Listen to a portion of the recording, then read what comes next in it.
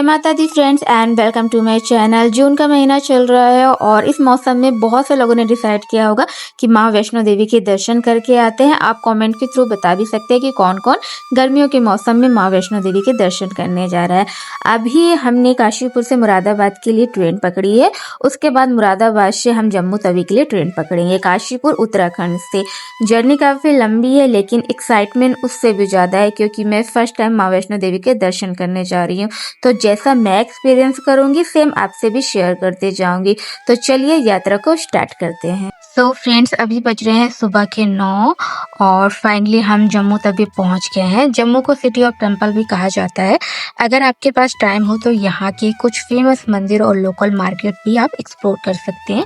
यहाँ waiting room में आप कटरा ट्रेन के लिए वेट कर सकते हैं या फिर होटल या धर्मशाला में रुक सकते हैं, फ्रेश हो सकते हैं, उसके बाद आप कटरा के लिए जा सकते हैं। तो हमने डिसाइड किया कि सबसे पहले हम फ्रेश हो जाते हैं, नहा धो लेते हैं, उसके बाद कटरा के लिए निकलेंगे। हमने डिसाइड किया था कि हम इवनिंग से अपनी यात्रा स्टार्ट करेंगे क्योंकि गर्मियों में डे टाइम उतना अच्छा नहीं होता। इवनिंग का जो टाइम रहता है फिर पूरी नाइट आप आराम से यात्रा कर सकते हो। जम्मू से कटरा लगभग 45 टू 50 किलोमीटर दूर है। बस, टैक्सी और ट्रेन तीनों ऑप्शन अवेलेबल है। बस का फेयर बजट फ्रेंडली होता है जबकि टैक्सी थोड़ी कंफर्टेबल रहती है, पर आप ट्रेन से जाएंगे तब आपको मज़ा आने वाला है क्योंकि बहुत सारे टनल पड़ते हैं यहाँ। 15, 16, 15 टू 16 टनल तो आपको मिलेंगे एंड आप इंजॉय करते हुए जाएंगे। और एक चीज़ यहाँ पर आपको अब वेट करना पड़ेगा क्योंकि ये मेन जो काम है यहाँ से स्टार्ट होता है। यहाँ पर आपकी लगेज की चेकिंग होगी। सेकंड जो मेन होता है, मतलब फर्स्ट ही बोल सकते हैं उसको, रजिस्ट्रेशन करवाना। इसके बिना आप एंट्री नहीं कर पाओगे। तो अगर आप ऑनलाइन रजिस्ट्रेशन करवाते हो तो वो अच्छा रहता है, आप प्रिंट आउट निकलवा सकते हो, देन आप दिखा सकते हो तो जल्दी हो जाता है। हमने ऑनलाइन ही करवा लिया था तो हमारा जल्दी हो गया था। बाकी आपको अगर वेट करना है, ये वेटिंग रूम है, यहाँ आप वेट कर सकते हो और अपना रजिस्ट्रेशन करवा सकते हो। तो ये मेन काम, मतलब रजिस्ट्रेशन का काम होने के बाद आप बिल्कुल फ्री हैं यात्रा करने के लिए। यहाँ से आप अपने लगेज लिए और आप ऑटो के थ्रू जा सकते हैं, मतलब जो भी व्हीकल अवेलेबल है उसके थ्रू आप होटल जा सकते हैं अपने लगेज को रखने के लिए। बट बेस्ट ऑप्शन ये होता है कि यहाँ पर बस स्टैंड होते हैं लगेज के लिए और भी बहुत सारी प्लेसेज होती है, वहाँ पर आप अपने लगेज को रख सकते हैं। बहुत ही सस्ते में हो जाता है क्योंकि होटल अगर आप ले रहे हैं ना तो वहाँ आप रहोगे नहीं और सिर्फ आपका सामान ही रहेगा तो वेस्ट ऑफ मनी है। तो यहाँ सस्ते में हो जाता है। क्लॉक रूम है, यहाँ सस्ते में हो जाता है और यहाँ आप अपना लगेज रख के आराम से आप माता के दर्शन कर सकते हो, यात्रा अपनी कंप्लीट कर सकते हो क्योंकि इतने मतलब लगेज के साथ तो यात्रा करना पॉसिबल हो ही नहीं पाता। जितनी ज़रूरी चीज़ें हैं वो आप रख सकते हो। सो ये है कटरा का मेन मार्केट। यहाँ आपको यात्रा से जुड़ी हर ज़रूरी चीज़ मिल जाएगी। वॉकिंग स्टिक, रेन कोट, प्रसाद, टॉर्च और ट्रैवल एसेंशियल, मतलब सब अवेलेबल है यहाँ। यहाँ से आप बाणगंगा तक के लिए ऑटो ले सकते हैं, उसके बाद आपको पैदल ही यात्रा स्टार्ट करनी है। या फिर यहाँ बहुत ही अच्छे अच्छे शॉप है, वो देख सकते हैं आप। फ़ोटो क्लिक करवा सकते हैं जो माता के, आपने देखे होंगे ना बहुत सारे लोग दर्शन करना चाहते हैं, फ़ोटो दिखाते होंगे आपको, तो यहीं से आप फ़ोटो क्लिक करवा सकते हो। स्टार्टिंग में करवा लो क्योंकि आते वक्त, मतलब जब लौटोगे ना आप तो हालात उतनी अच्छी नहीं रहते, तो स्टार्टिंग में करवा लोगे तो ज़्यादा अच्छा रहेगा। अब लग रहा है कि अब आप दर्शन करने आए। अभी शाम के लगभग 7 बज रहे हैं और हम पहुंच गए हैं बाणगंगा। यहाँ पर आप रुक सकते हो, इवनिंग का टाइम है। अगर आपको स्नान करना है, नहाना है अगर आपको, तो यहाँ पर आप बाणगंगा में स्नान कर सकते हो या फिर आप लौटते वक्त भी यहाँ देख सकते हो। तो हम थोड़ा शाम हो गया तो हमने सोचा नहीं, हम आकर ही यहाँ देखेंगे। तो बाणगंगा के जो ये माना जाता है कि माता वैष्णो देवी ने यहाँ अपने बाण से गंगा निकाली थी ताकि हनुमान जी अपनी प्यास बुझा सके। सो यहाँ से जो यात्रा होती है ना ऑफिशियली और भी स्पिरिचुअल फील होने लगती है। तो आप इतनी लंबी जो लाइन देख रहे हैं, ये लाइन स्पेशली पर्ची चेक करने के लिए है और यहाँ पर आपकी चेकिंग होगी पर्ची की, जो आपने स्टेशन में कटरा स्टेशन में जो आपने बनवाई थी या फिर आपने जो ऑनलाइन बुकिंग की थी उसकी चेकिंग यहाँ पर होगी, आपकी लगेज की भी चेकिंग यहाँ पर होगी। मतलब जो मेन काम है यहाँ से आपके स्टार्ट हो जाती है। एंड जो यहाँ का मौसम होता है ना, ऐसा बिल्कुल भी नहीं लगता कि जून का महीना है, गर्मी है। यहाँ से सब कुछ नॉर्मल होने लगता है। और इवनिंग का टाइम है, डे टाइम में कैसा लगता है वो तो मुझे नहीं पता, बट इवनिंग में यहाँ का जो मौसम है बहुत अच्छा हो जाता है। आप देख रहे हैं यहाँ पर दो पार्ट में डिवाइड कर दिया गया है मेंस एंड वुमेंस को, और उनकी अलग अलग चेकिंग होती है। उसके बाद आप यात्रा अपनी शुरू कर सकते हैं। और आप भीड़ भी देख सकते हो, अच्छी खासी भीड़ है। गर्मियों में ऐसा लगता है कि हाँ अच्छा नहीं रहेगा, बट नहीं, उसके बाद रेनी सीजन स्टार्ट हो जाता है, बहुत सारी दिक्कतें होने लगती है। तो मई जून का जुलाई तक का मौसम अच्छा है।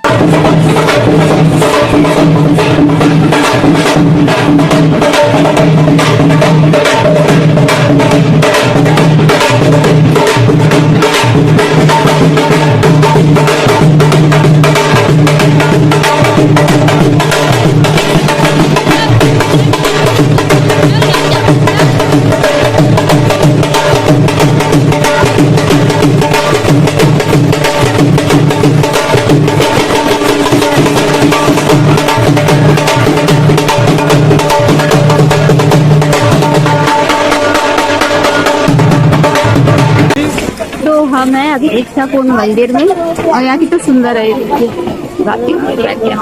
तो ये है इच्छापुर मंदिर कहा जाता है। यात्रा के दौरान अगर आप यहाँ रुककर माता से कोई भी इच्छा, मतलब आपकी जो भी विश होती है यहाँ आप मांगते हैं तो पूरी होती है। और कुछ दूर चलने के बाद आप दर्शन कर सकते हो चरण पादुका के। कहा जाता है कि माता रानी ने यहाँ रुककर पीछे मुड़कर देखा था और उनके चरणों के निशान यहाँ मौजूद है। यहाँ से पूरा कटरा का व्यू भी बहुत सुंदर दिखाई देता है। ये जो सामने शॉप देख रहे हैं ना आप, ये गुलशन कुमार की शॉप है। यहाँ पर इसमें मसाज करने के लिए भी आप यहाँ मसाज भी करवा सकते। जब खूब थक जाओ आप तो सामने भी है, यहाँ पर लेडीज बैठी हुई। तो अब बात करते हैं खाने पीने की। जब हम इतना ज़्यादा मेहनत करेंगे तो जाहिर सी बात है भूख तो लगेगी ना। दिन हो रात हो किसी भी टाइम आप यहाँ पर आ रहे हो तो आपको खाने पीने की चीज़ मिल ही जाएगी। और फ़र्क इतना है कि अब भीड़ बहुत ज़्यादा रहती है, आपको वेट करना होगा, लाइन लगानी पड़ेगी, लेकिन आपको खाने की कोई भी कमी नहीं होने वाली है। आप हेल्दी ऑप्शन भी चूज कर सकते हैं, या फिर आपको ऑयली फूड खाना पसंद है वो भी आपको मिल जाएगा, बट अच्छा रहेगा हेल्दी ऑप्शन, क्योंकि आपको बहुत देर तक चलना है अभी। तो अनहेल्दी चीज़ खाएंगे तो जाहिर सी बात है नींद आएगी आपको। यहाँ पर छोले चावल, राजमा चावल एंड कड़ी चावल भी मिल जाते हैं। लाइन लगानी पड़ेगी आपको, पर्ची लेनी पड़ेगी, उसके बाद सभी चीज़ें आपको खाने के लिए मिल सकती है यहाँ। तो अभी हम पहुँच गए हैं भवन के पास, और यहाँ से अब असली मतलब आप माता के दर्शन कर सकते हो। तो अभी सुबह के 5 बज रहे हैं और यहाँ हम माता के लिए प्रसाद ले रहे हैं यहाँ। तो यहाँ से आपको ओनली प्रसाद ही लेकर जाना है भवन तक, और जितनी भी आपके पास चीज़ें हैं, लगेज है, फ़ोन है, कैमरा है, कुछ भी है, आपको यहाँ पर लॉकर होते हैं वहाँ पर आपको रख देना है, और उसके बाद आप माता के दर्शन करने जा सकते हैं। तो हम लोग माता के दर्शन करके नीचे आ गए हैं, और यहाँ इस तरह के लॉकर रहते हैं, वहाँ हम सामान रखे गए थे अपना। अब हम जा रहे हैं भैरव बाबा के दर्शन करने के लिए, पैदल ही जाएंगे। हम सभी में तो सबसे ज़्यादा स्ट्रॉन्ग कोई है तो मेरी बेटी है, और सारे बच्चे रो रहे थे, ये बिल्कुल नहीं रो रही थी, आराम से चल रही थी, सब इसी को देख रहे थे। अब हम निकल चुके हैं भैरव बाबा के दर्शन के लिए। कहा जाता है कि माता वैष्णो देवी के दर्शन तब तक पूरे नहीं होते जब तक आप भैरव बाबा के दर्शन नहीं कर लेते हैं। तो यहाँ की जो चढ़ाई है ना, खड़ी चढ़ाई है, यहाँ मेहनत करनी पड़ेगी आपको। और सुबह 5 बजे थे, और 5 बजे से अराउंड 9 बजे के अराउंड तक हमने लाइन पर थे, देन माता के दर्शन किए। 9 साढ़े 9 बजे के अराउंड हम भैरव बाबा के दर्शन करने के लिए निकल गए। तो यहाँ से भैरव बाबा टेम्पल की जो दूरी है वो है 3 किलोमीटर अराउंड, और 30 to 45 मिनट आपको लगने वाले हैं। बट अगर आप नहीं चल पा रहे हो, जैसे इतनी दूर आप चल कर आए हो यात्रा करके, तो जाहिर सी बात है थक जाओगे। तो आप क्या कर सकते हो, रोपवे का भी यूज कर सकते हो। 100 रुपीज़ एक साइड का आपको लगेगा, लेकिन भीड़ बहुत ज़्यादा रहती है।